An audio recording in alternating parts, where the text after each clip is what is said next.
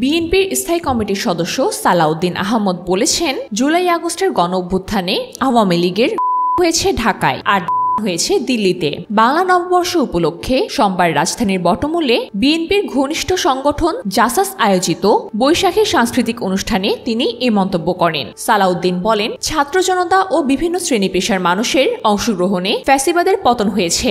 এটি দক্ষিণ এশিয়ার ইতিহাসে একটি গুরুত্বপূর্ণ অধ্যায় হয়ে থাকবে। তিনি অভিযোগ করেন, বৈশাখী শোভাযাত্রা, মেলা ও পান্তা আমাদের সংস্কৃতির ঐতিহ্যের একটি অংশ হলেও এগুলো নষ্ট করতে আওয়ামী লীগ মঙ্গল শোভাযাত্রার প্রচলন শুরু করে। তিনি বলেন, এ দেশের সব জাতি ও ধর্মের মানুষ একসঙ্গে উৎসব উদযাপন করবে। এখানে ধর্মকে টেনে আনা কখনোই উচিত নয়। যারা সংস্কৃতিকে বিকৃত করবে তাদেরকে ঝেঁটিয়ে বিদায় করতে হবে। সালাউদ্দিন আরো বলেন, আওয়ামী লীগ এখন জনবিচ্ছিন্ন, বিদেশি শক্তির উপর নির্ভর করে টিকে আছে।